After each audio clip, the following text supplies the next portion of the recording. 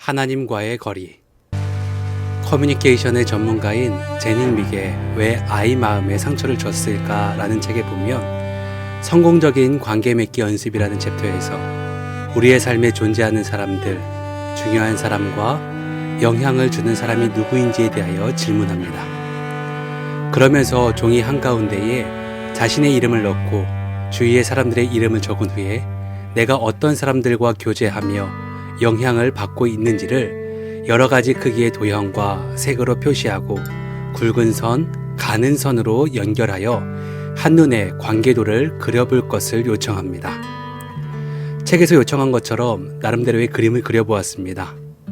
긍정적인 영향을 주는 사랑하는 가족과 동역자들, 고마운 사람들의 이름을 적기도 했고 유쾌하지 않은 관계의 사람들의 이름을 적어가며 나는 어떤 이들과 함께 교제하며 또 어떤 노력을 하고 무엇을 해야 할지 면밀하게 고민하는 시간이었습니다.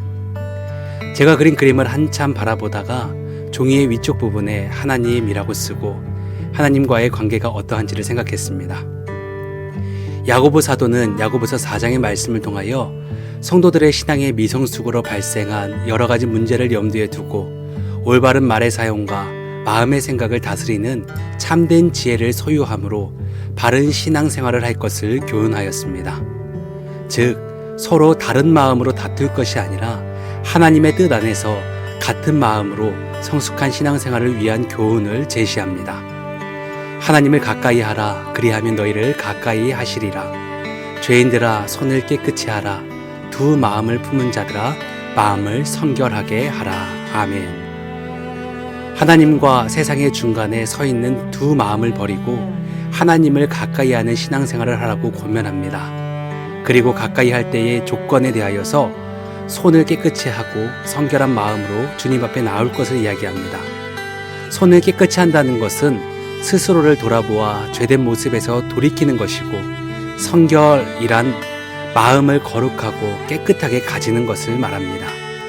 결국 수평적인 인간관계에서 일어나는 모든 문제의 궁극적인 해결은 주님께 돌이켜 깨끗한 마음을 가지고 주님을 가까이 함으로 가능하다는 교훈을 해주고 있습니다.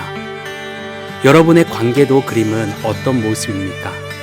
주님을 가까이 하고 기쁘시게 함으로 원수라도 화목하게 하시는 하나님의 그 은혜를 바라보며 풍성한 은혜가 가득한 나날이 되시길 축복합니다. 기도하겠습니다. 하나님 아버지 감사합니다. 우리가 관계 맺고 우리가 마주하는 많은 사람들과 내가 어떠한 모습으로 살고 있는지를 돌아보게 하여 주시옵시고 혹시 우리들의 삶 가운데 하나님이 보시기에 아름답지 못한 관계의 모습들이 있다면 주님을 기쁘시게 함으로 또 주님의 마음을 시원케 해드림으로 원수라도 화목케 하시는 하나님의 은혜를 구하며 나아가오니 하나님 역사하여 주시옵소서. 모든 문제의 궁극적인 해결은 주님께 돌이키는 마음을 가지고 주님을 가까이 함임을 믿음으로 고백하며 나아가오니 우리들의 삶에 주님 동행하여 주시옵소서. 예수님의 이름으로 기도드립니다. 아멘.